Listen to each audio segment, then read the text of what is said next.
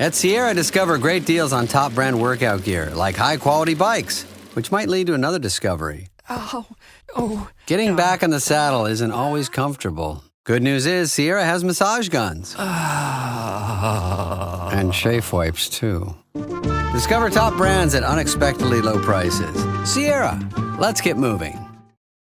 This episode is brought to you by LifeLock. During tax season, your personal info travels to a lot of places. Between payroll, your tax consultant, and the IRS. If your W-2 gets exposed, that's just the ticket for identity thieves.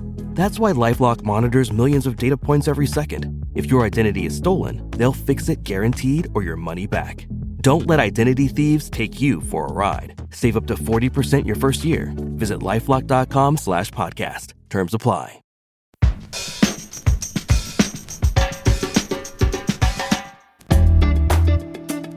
It's Tuesday, February 18th, 2025. We hope you had a good long weekend. Welcome back to Hang Up and Listen, the sports podcast here at Slate. Back with you again, I'm Alex Kirshner. I'm a contributing writer for Slate, and I also co-host the college football podcast Split Zone Duo. We have much to discuss this week. We will talk about the very successful and ongoing, as we record, Four Nations face-off in hockey, which has made that sport the talk of the mainstream sports world over the past week. We'll talk about the NBA All-Star Game, which is dealing with a lot of the staleness problems that hockey had sought to address with an event like this Four Nations. And we will dive into WNBA free agency, where some of the biggest names in that league are shifting the balance of power at least a little bit. Lindsay Gibbs will tell us how much. As usual, she's joining us. Lindsay is the publisher of Power Plays, a newsletter that covers the biggest stories of the moment in women's sports. Lindsay, how are you? I am ready for a fight. After this weekend. That is what I am. Dukes up, Alex. Dukes up. Yeah, we're already too far into this episode without any fisticuffs. I am officially bored if there are not punches thrown within 2 seconds of the entertainment I'm watching starting. Also dropping the gloves on Hang Up and Listen today is indeed Ben Lindbergh. Ben is a senior editor for The Ringer. He co-hosts Effectively Wild, a baseball podcast. Ben, how are you? Doing great. Unlike Chris Paul and Wemby in the skills competition, I will be making valid attempts in all three of our segments today. Before we get into our business, as always, we want to say thank you to our Slate Plus members for making this show possible. Subscribing helps us make the show, of course, but we also like to give you bonus segments in return. And there's a live one right now on the state of the college basketball season, both men's and women's, which has felt lately like it's gotten a much needed dose of star power. You can hear that episode right now as long as you are a Slate Plus member. Subscribe by going to Apple Podcasts and clicking try free at the top of our show page, or visit slate.com/hangupplus to get access wherever you listen. Two of the National Hockey League's many problems, I would say, are as follows. One, most Americans just don't really care about hockey on a day-to-day, week-to-week basis. It is by far the number 4 of the quote-unquote 4 major North American professional sports, and at some point could well lose out in mainstream interest even to soccer and who knows, anything else. If you're a hockey fan, you don't have to care about TV ratings, but the league sure does, and they have been pretty dreadful lately on both ESPN and TNT, the national broadcast homes for the NHL. Two, and this one's a problem for most sports nowadays, the All-Star Game kind of stinks. Players do not really care. It's not compelling television for most people. And so the league resorts to gimmicks like having pop stars captain the teams, as Justin Bieber, Michael Bublé, and Tate McRae did last year. They're all Canadian. The product is just stale, and it seems like it's in constant need of a refresh. Enter the Four Nations face-off, which the league put into effect this year. It's a 4-team round robin, and you've probably watched some of it already. The United States, Canada, Sweden, and Finland playing in a best-on-best tournament over the span of about a week and a half, with the game split between Montreal and Boston. Hockey hasn't had one of those, a true best-on-best, with the top NHL players participating since 2016. So it's a rare thing. The league has skipped a couple of Winter Olympics. This tournament's been great. The championship game is Thursday. It'll be the United States against Canada in a rematch of a game they played over the weekend. The Four Nations doesn't just replace the All-Star Game, but it's been really, really compelling. More than 4 million of us watched the U.S.A. versus Canada game on Saturday, one of the most intense hockey games I've seen in a long time, won 3-1 by the United States in Montreal. The championship game on Thursday is going to be a rematch, appointment television. Ben, has the NHL finally stumbled onto a great idea, dare I say? Oh, it's been the best. Let's count the ways. As you noted, there hasn't been a best-on-best tournament since 2016, so there's all this pent-up demand and a new cast of characters, all of whom are well-known to hockey fans because these are all NHL players. And it's not just demand among fans, it's clearly demand among players. They care. These guys are into this, as Lindsay alluded to with the 3 fights in the first 9 seconds of USA Canada. Most of these guys weren't alive when the U.S. last won one of these things, so there's something at stake here. Appealing to patriotism and jingoism never fails. NBA, take note. Plus, this is all taking place during a little lull in the sports calendar. Post-Super Bowl, NBA All-Star break, baseball spring training just starting, not much else going on in sports. And there's the backdrop of the Trump administration weakening NATO, appeasing Putin, talking about annexing Canada. Trump has turned us into the heels. We're the baddies. We have national anthems being booed. So all of these geopolitical problems are bad, but the hockey is good. Yeah, Lindsay, have you swallowed the pill here for this Four Nations face-off in the way that Ben and I have? Well, I hadn't before Saturday night. I'm going to be completely honest. I did not really know that this was a thing. I just am not super dialed into the NHL until we get closer to the playoffs. And I think with women's college basketball season and, there's just been a lot going on in the sports world that I wasn't super dialed in. And then I wasn't at home on Saturday night. And when I checked my social media, there was really nothing about the NBA dunk contest or NBA All-Star like I was expecting. It was all buzzing about these fights and about the intensity of Canada versus USA. And I immediately just dug into it. And I found it so fascinating that they've been able to create this exhibition that actually means something. It's something as an American sports fan I am not used to, which is these, quote unquote, like friendlies, right? Like where they're just, like it's just I get that this is a tournament, so it's more than that a little bit, but that, it's not a World Cup. It's, not a league.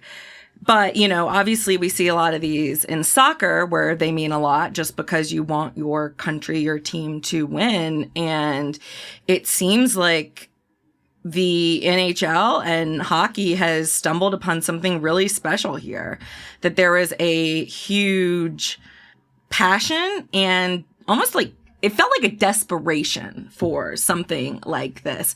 And I think it shows the power of athletes caring. Basically, what we want to watch as viewers is athletes who care, competing at the highest level they possibly can and pushing themselves to the brink.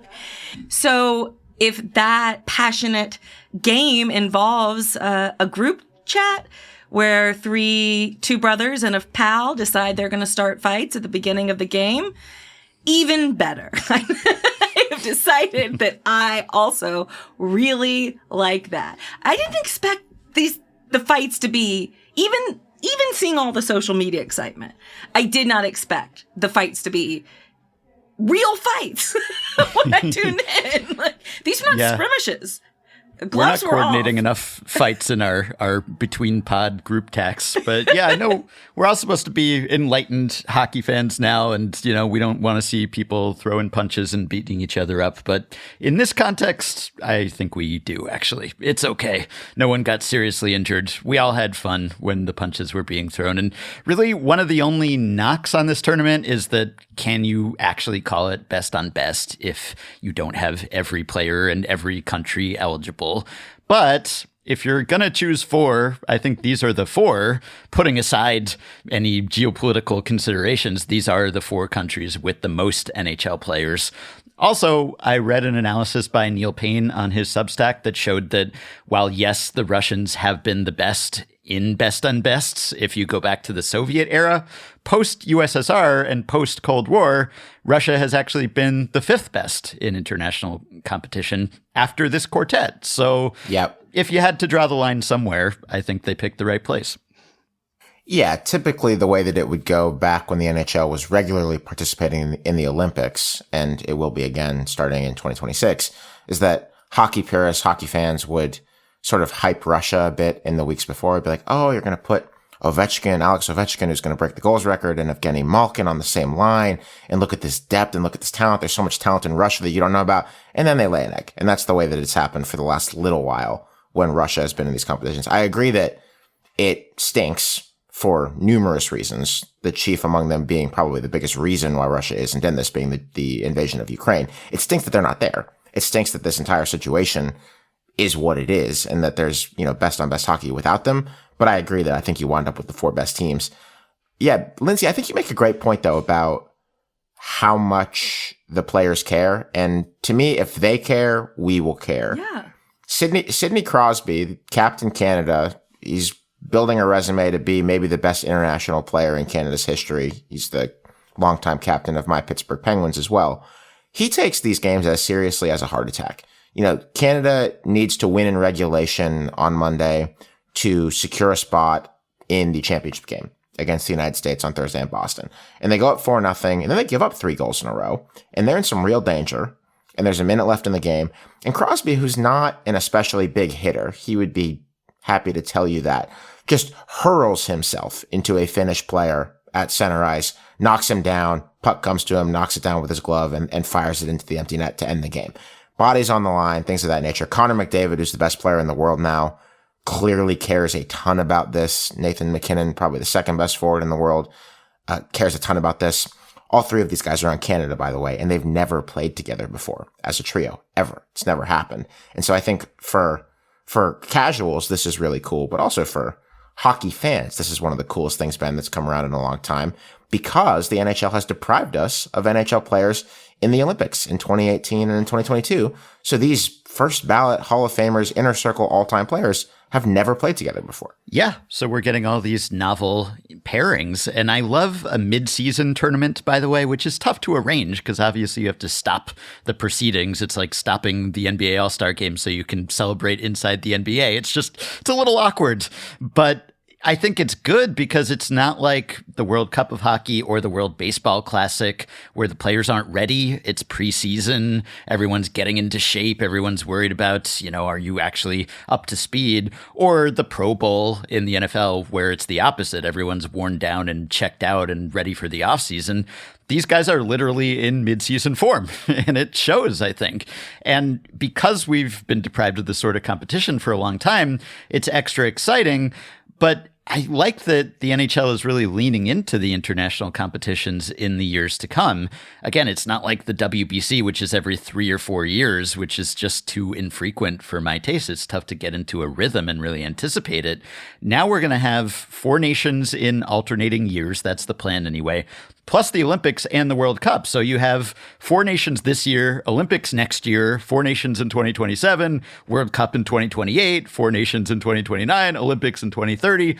And the NHL is actually participating in all of these things now. So maybe that'll be overkill. And maybe the second time and the third time that we see this, it won't be quite as special. But on the other hand, when these guys are playing in these tournaments regularly, then there's kind of a chemistry that's built up and there's a real rivalry among the actual players. There's some history. Guys can distinguish themselves as international heroes. So I really like that the cadence of this is going to be more regular than it has been for more than a decade now.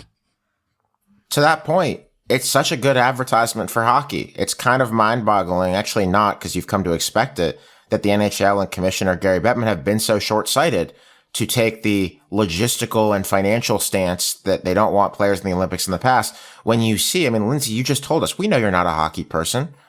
And yet here you were on Saturday night, locked the fuck in on the United States playing against Canada because it felt important. Why you would ever pass up an advertisement like that for your sport is well beyond me.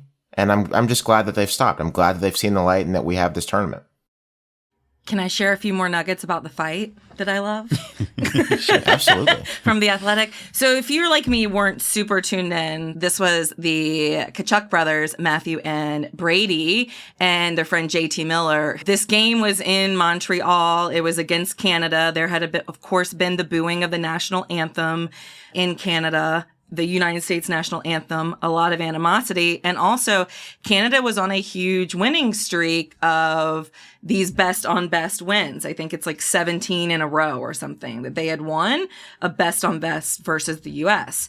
So these brothers decided that the way they were going to get their Team USA, really fired up and kind of set the tone for the game was just to immediately drop gloves and start fights in the first few seconds of the game. So this was premeditated and it was awesome. And according to The Athletic, there had only been 5 previous fights in the history of best on best international hockey. That is now 8.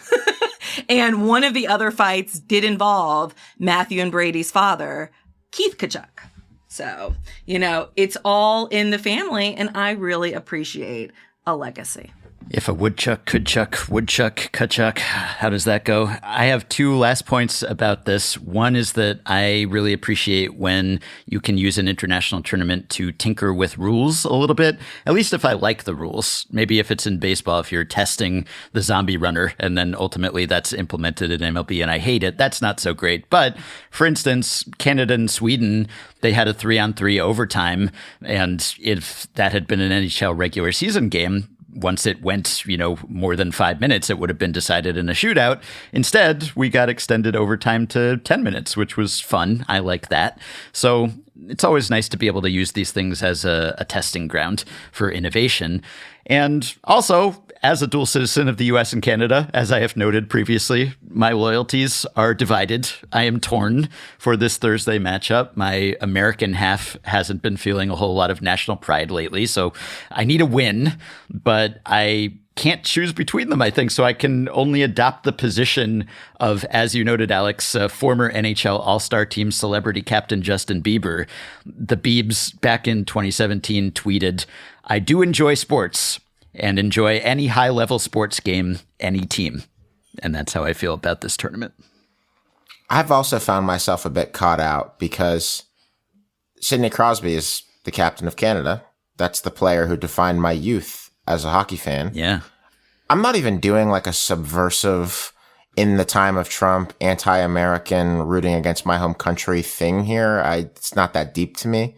I guess I hope the Americans win. I do, ultimately, I think.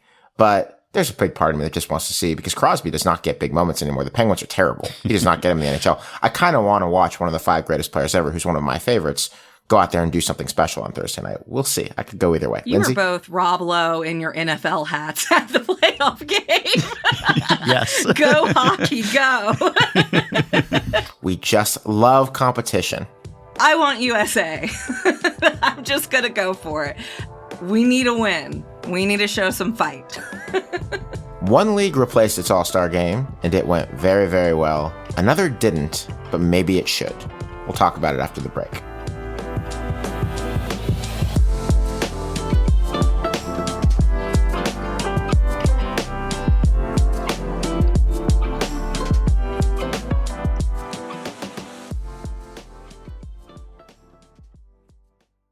This podcast is brought to you by Progressive Insurance. You chose to hit play on this podcast today. Smart choice. Progressive loves to help people make smart choices. That's why they offer a tool called Auto Quote Explorer that allows you to compare your Progressive car insurance quote with rates from other companies. So you can save some time on the research and can enjoy savings when you choose the best rate for you. Give it a try after this episode at Progressive.com. Progressive Casualty Insurance Company and Affiliates. Not available in all states or situations. Prices vary based on how you buy. It's winter, and you can now get almost anything you need for the coldest months of the year delivered with Uber Eats. What do we mean by almost? Well, you can't get a ski slope delivered, but you can get dish soap delivered. Sunshine, that's a no. But a bottle of wine, that's a yes. A snow angel, sorry, no. But angel hair pasta, Uber Eats can definitely get you that. Get almost anything delivered with Uber Eats. Order now. Alcohol in select markets. Product availability may vary by region. See app for details. Ryan Reynolds here from Mint Mobile with a message for everyone paying big wireless way too much. Please, for the love of everything good in this world, stop. With Mint, you can get premium wireless for just $15 a month. Of course, if you enjoy overpaying, no judgments, but that's weird. Okay, one judgment. Anyway, give it a try at mintmobile.com/switch. Upfront payment of $45 for 3-month plan, equivalent to $15 per month required. Intro rate first 3 months only, then full price plan options available. Taxes and fees extra. See full terms at mintmobile.com. The NBA's All-Star Weekend has come and gone. It just went down in the Bay Area. G-Leaguer Mac McClung tied Nate Robinson's record by winning the dunk contest for a third time, highlighting an event that the best players in the world have no interest in participating in themselves. Sunday was the actual game. LeBron James did not play, which was a bummer, but credit to the NBA for trying something different after many, many years of the general public and a lot of players agreeing that the format, even with some tweaks over the years, was just pretty bland. The NBA has not gotten players to care enough about this game that they would play much defense or try that hard. And so this year, it went with a mini-game format, splitting everyone up into 4 squads and playing mini-games in a first to 40 format. Steph Curry won MVP. I watched a little bit, only in prep for this segment. No chance I would have watched, I don't think, if I had no professional reason to do so. Kevin Durant proposed that we just stop with the NBA All-Star Game because everyone's sad this time of year and deserves a break. I guess, Lindsay, it's not good when everyone is comparing your league to the NHL and saying, wow, the NHL had a great idea to make itself relevant, and you can't do that. This is the NHL we're talking about, that seems to be lapping the NBA on this issue. It was dark. I'm not going to lie. It was a dark time for the NBA, a league that I really love. I think that All-Star Game was one of the worst things I've ever seen. And honestly, it wasn't the basketball. It was the lack of basketball in the NBA All-Star Game that I thought was particularly abhorrent. And the surplus of Kevin Hart. I never need that much Kevin Hart, and SGA certainly did not need that much Kevin Hart. And, you know, what really got me about this is the NBA has been putting it all on the players, and not undeservedly so, for the All-Star Game really declining in relevancy and entertainment value over the, last decade or so. Just a lack of players who care, players not putting in any effort. Adam Silver famously last year did all this, went on this press tour saying the 2024 All-Star Game is going to be better. I think we figured this out. And then the players there was absolutely no defense. And he gave the trophy to the Eastern Conference team and just said, like in very deadpan, you scored the most points. Well, congratulations. Just disappointment written all over his face. But what really gets me is the NBA, can point fingers at the players and their lack of professionalism at the NBA All-Star Game. But how does turning it into a joke of a production help that at all? So this year there was this little mini tournament thing, which I didn't have a huge problem with. There was a Friday night game between some rising stars. The winning team of that got to play against 3 teams of all-stars that were drafted by the TNT guys, Shaq, Chuck, and Kenny.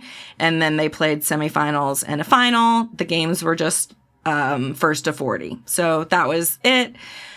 It ended up being less than 30 minutes of total basketball in a 3-hour-long broadcast. It was not basketball. It was awful. And I mean, Kevin Hart is mocking the players from the broadcast booth. This is going in the arena. There was no energy. There was like a 20-minute presentation to say goodbye to the TNT guys at 11-1 score in the championship game. And the TNT guys aren't going anywhere. They're going to be working for right. ESPN next week, as we have discovered. I know I am rambling, but I didn't expect it to be this bleak. Yeah, KD tweeted, I think it's more fun to complain about the NBA than to actually watch it. So he was kind of complaining about the complaints, but there really was a lot to legitimately complain about. And I think you're right, Lindsay, that all the Kevin Hart and Mr. Beast and Inside the NBA farewell, even though they're not actually leaving us, they're just leaving TNT. It was distracting. It was annoying.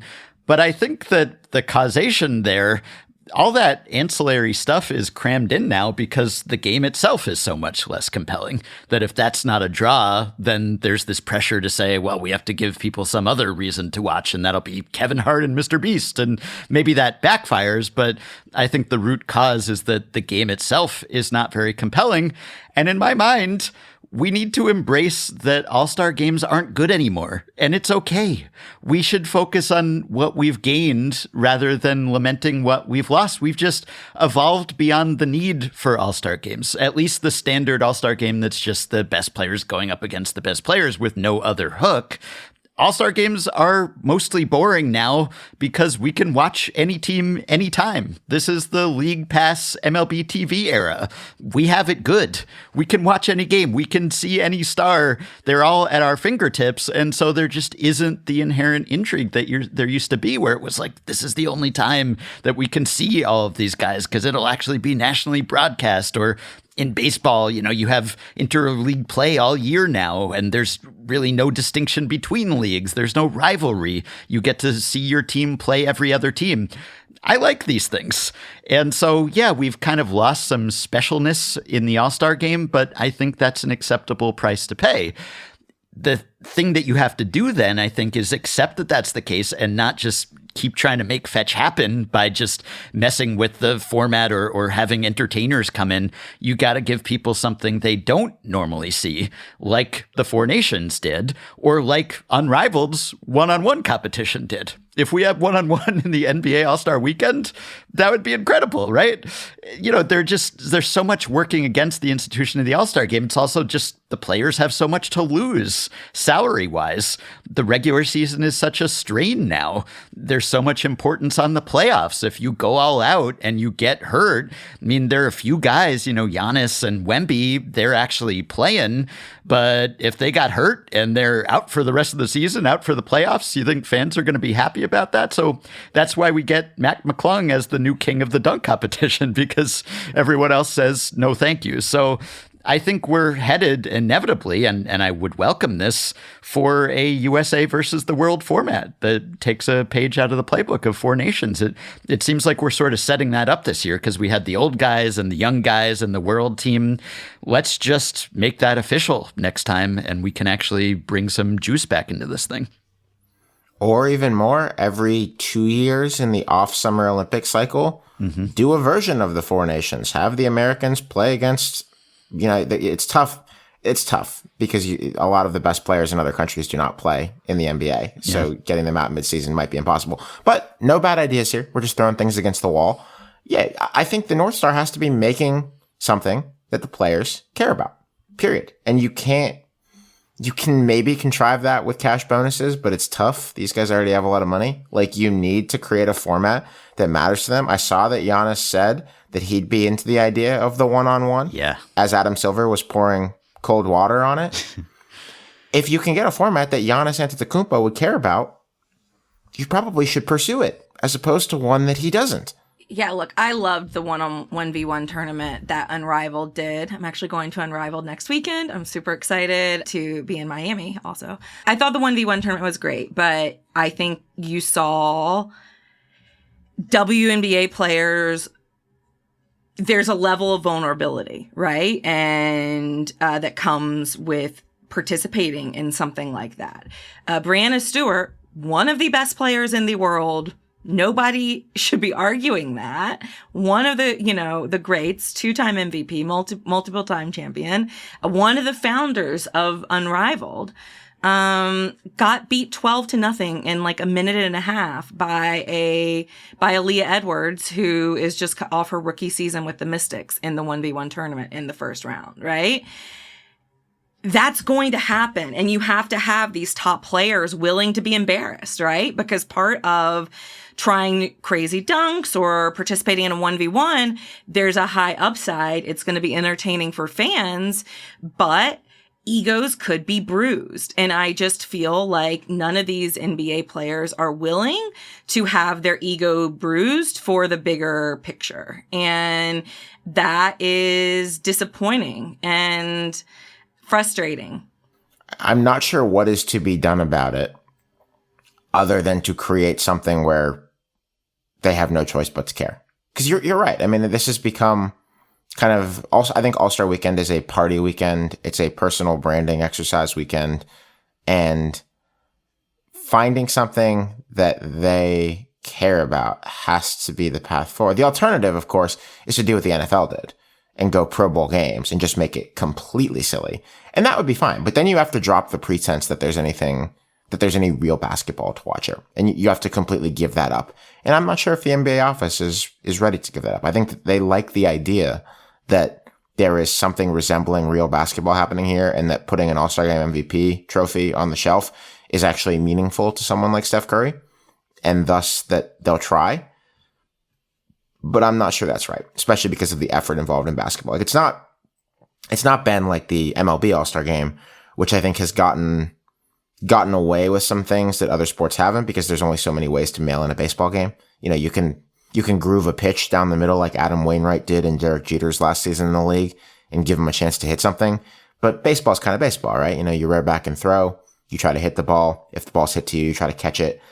And maybe you got to find a way to make that the case in basketball, but the nature of the sport doesn't seem to lend itself to it. Yeah, and people in baseball, they complain that guys don't play the whole game anymore. Everyone will take one plate appearance, pitch one inning, and then they're out. And of course, it's a format where everyone has to participate. You have to get a representative from every team in the game, ideally on the roster at least. But yeah, I just think that was addressed. What Lindsay said, I forget if it was KD or another player mentioned that, you know, there is the concern of you'd be embarrassed, you'd be posterized if you're playing one-on-one, but that guys get embarrassed all the time as it is. You know, you screw something up, you get dominated, you get blocked, whatever it is, that's going to be all over Twitter. I guess what I was thinking of was KD referring to the possibility of a 3-on-3 format. And he said every All-Star has got embarrassed on the court in some form or fashion throughout the season. And whatever went wrong, that's going to make the rounds in the highlights. And yes, it would be more embarrassing if it's this marquee midseason event and you're one-on-one, but that's what makes it so interesting and so compelling. And I think there would be guys who, for the bragging rights, would go for it. And they got to give us something that we don't normally see. And we don't normally get a one-on-one during an NBA game. So I'd love to see guys bring the rules lawyering mentality that the Spurs brought to the skills competition, looking for loopholes to exploit in the skills competition. That's the kind of taking this super seriously and wanting to win that I would love to see in these events or in an All-Star game. But yeah, it can't just be, we can't just turn back the clock and have the All-Star game just be as exciting as it was with sort of the standard good players playing against good players. A few things I think would help is, I do think money would help. Like, I get that these players have a lot of money, but I also do think more money would help. And one thing I actually liked about the 1v1 tournament was that the winners, their teammates in the 3x3 league and Unrivaled, also, if they won, their teammates also got $10,000 each. And I don't know, there was just something to that. It reminded me of the midseason, the NBA Cup or whatever, where a lot of the star players, you know, we're talking about the money wasn't that big of a deal to them, but the players on the bottom of their roster got those checks too. And, you know, it could be like a game-changing amount of money for them. So I do think money is motivation. And if you're like, you get $250,000 each if you win this game, that's not nothing, you know, for anybody. That's not nothing. And I get that's not as fun for the viewers, but once again, it's stakes and we care when they care.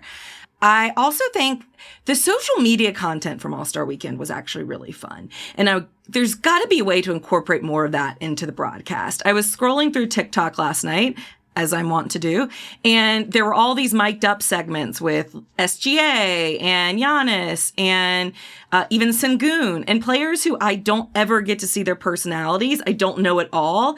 And they were shining in these like behind the scenes promos from the locker room, from mic'd up during games. And I was like, why aren't we seeing more of that on the broadcast? I do think these players would care if, you know, not the LeBrons, but these, you know, first time All-Stars, if they are really getting a much bigger platform to showcase themselves and their own personal brands and, you know, expose themselves to a wider audience. And I think viewers would love that, you know, getting to know these players more. But I think my overall take is I'm glad the women did not bail the men out from this All-Star game. Caitlin Clark turned down participating in a 3-point contest that was presumably going to be kind of a repeat of the Steph versus Sabrina from last year, but this time also involved Caitlin and Klay Thompson. And of course, we don't know the ins and outs of those negotiations, but it has been said that she wanted her first 3-point contest as a pro to be at WNBA All-Star. And I am obsessed with that because I thought Steph versus Serena kind of saved last year's All-Star. It was the most kind of significant cultural moment. And it's a big deal that Caitlin wants to give that to the WNBA versus lending that credibility to the NBA. And I really think she would have been lending her credibility to the NBA and not the other way around. Speaking of women's basketball, it has been a rollicking few weeks in WNBA free agency. We'll talk about it right after this.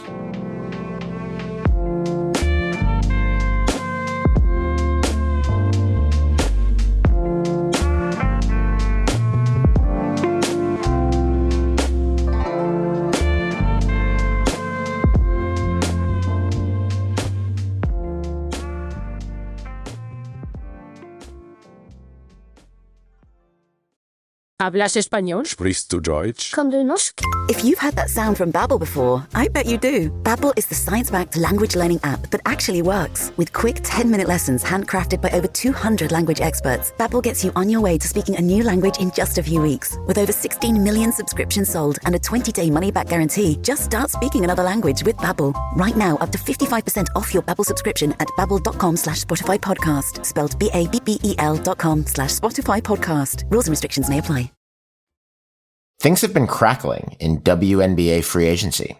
Remember, the WNBA is just not that big of a league with 13 teams and 12 players per team. The players have been called the 144. Now they'll be the 156 with an expansion team coming into play this year. And I think that makes free agency especially interesting because huge chunks of every roster can turn over rapidly, and the whole balance of power in the league can be subject to change in short order.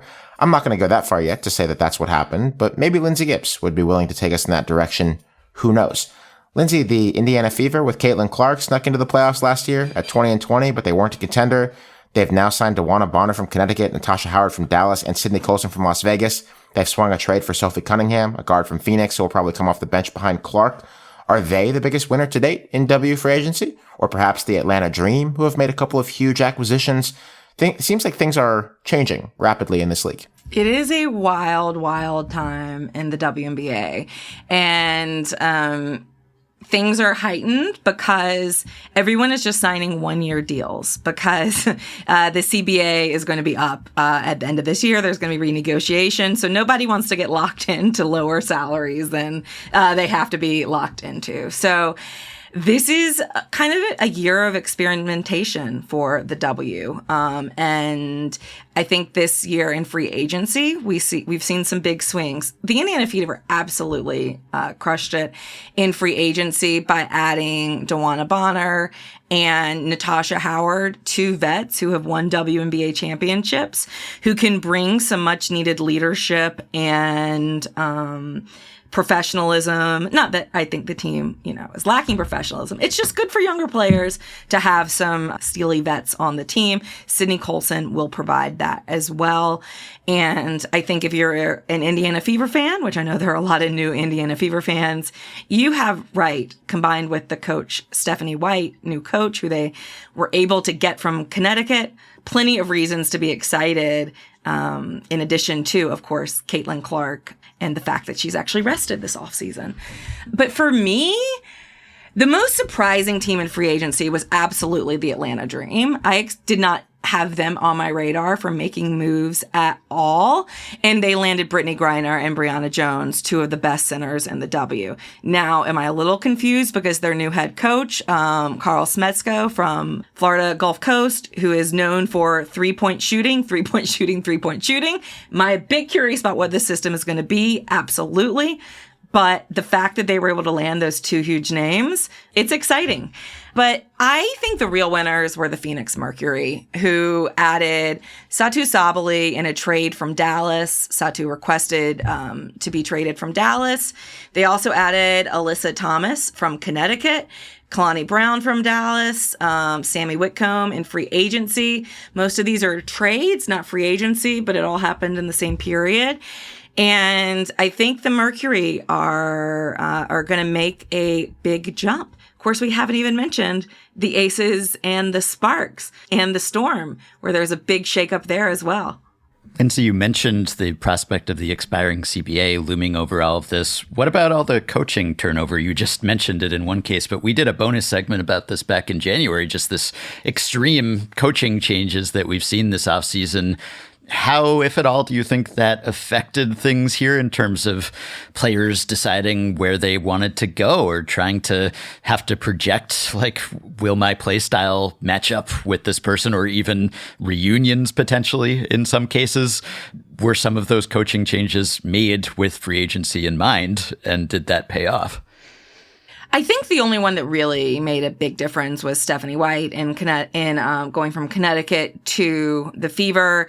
Of course, Duana Bonner has a relationship with her, having worked with her in Connecticut. And I do think that that probably played a role. However, I think there are just a ton of question marks that are hanging over every single one of these new head coaches besides White.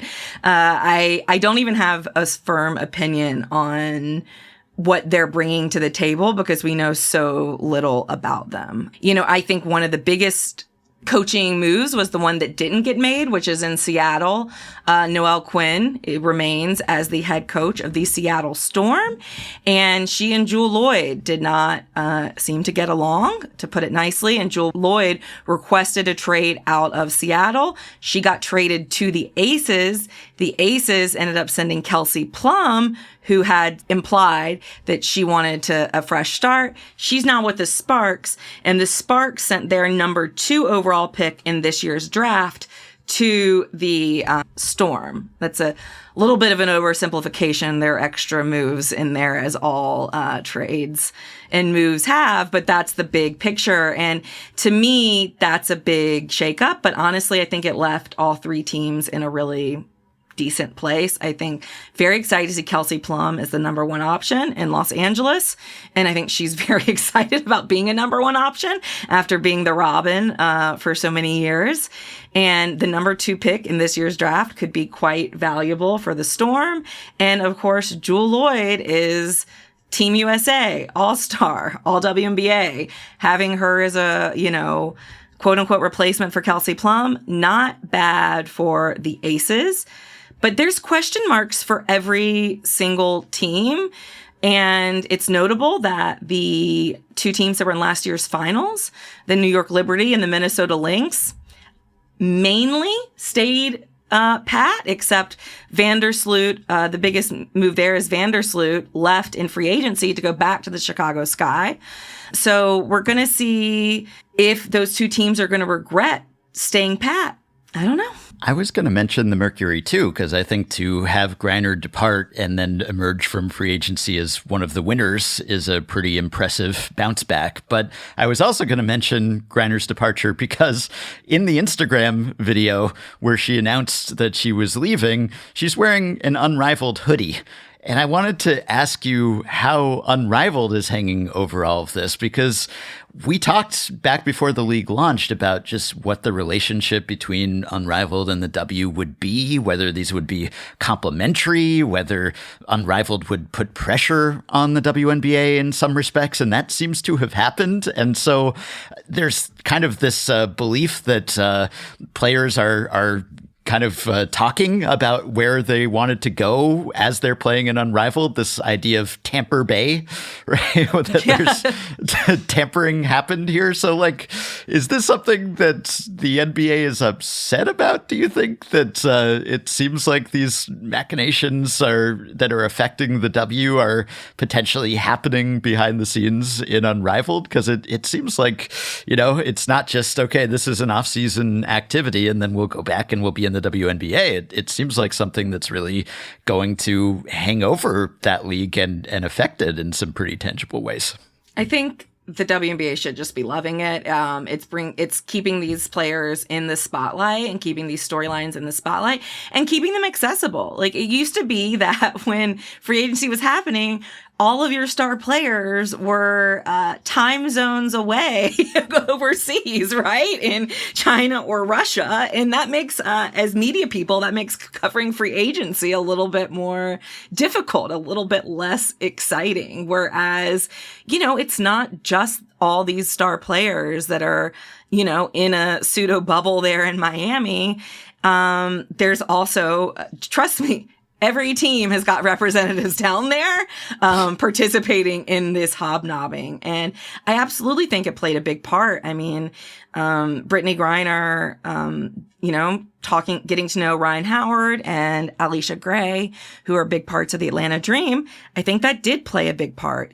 Players can, go ahead and ask, how does this team treat you? What are the vibes? And, it's easier for the WNBA teams and the players to find who they want to talk to and to kind of have these side conversations. But those conversations have always been happening like they have in all leagues. So I think Unrivaled has just been a positive for the W, without a doubt.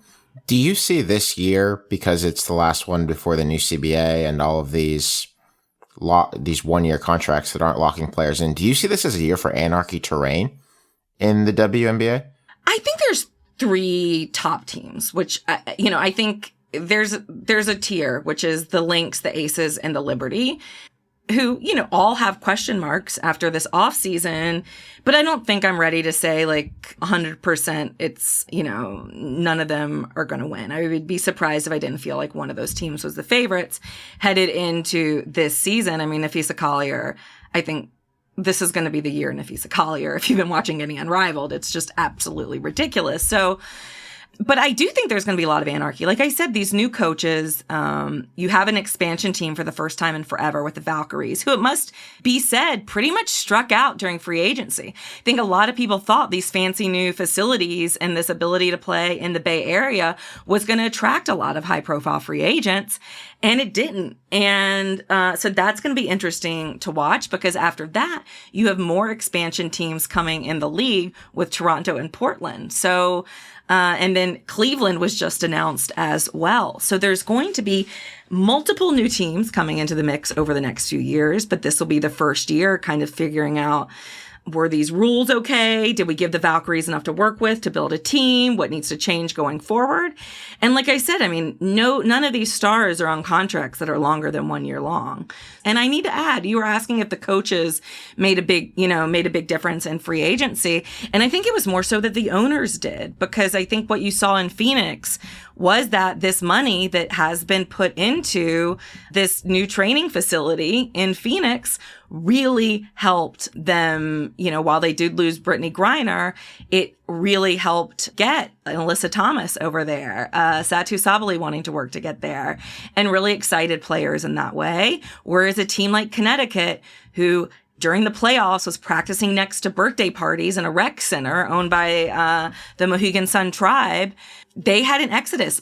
All of their starters left.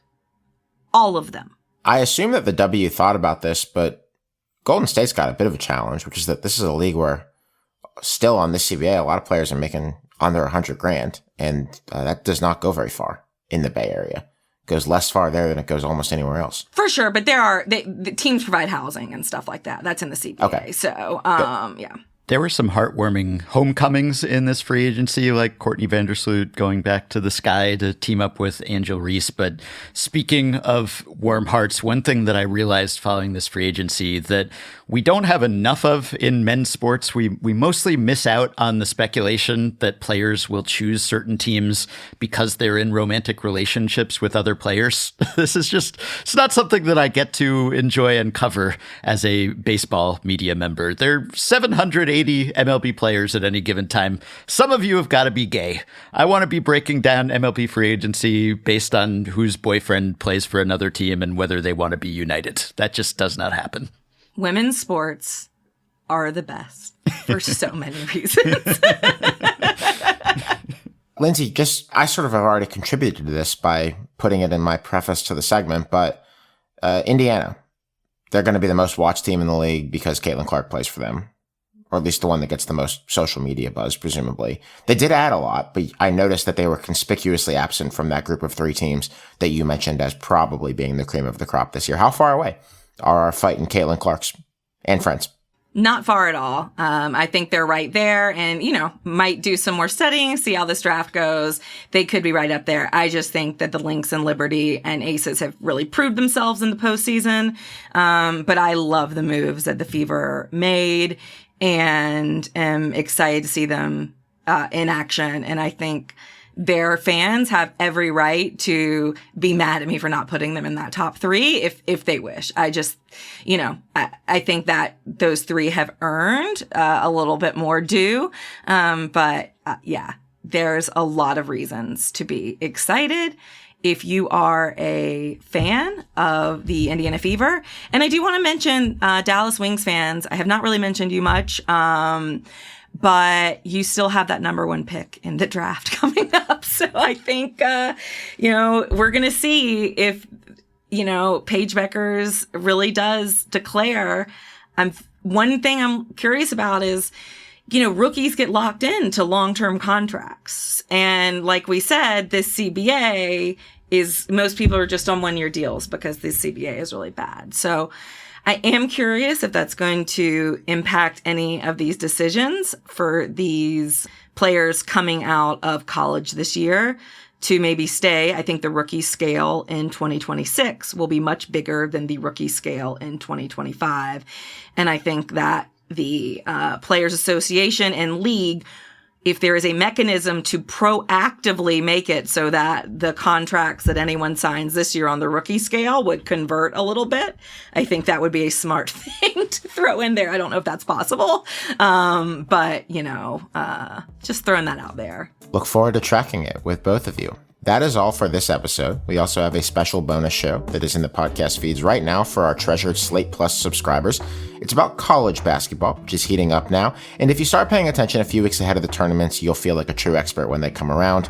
To hear that, you can subscribe to Slate Plus on Apple Podcasts by clicking Try Free at the top of our show page, or you can visit slate.com/hangup+ to get access wherever you listen. The episode is available right now, and we will see you there. Our show notes are at slate.com/hangup. You can email us at hangup@slate.com. And don't forget to follow the show and rate and review us on Apple Podcasts. It goes a long way to get those reviews. Our producer is Kevin Bendis. For Ben Lindbergh and Lindsay Gibbs, I am Alex Kirshner. Remember Zelma Beatty, and thanks for listening.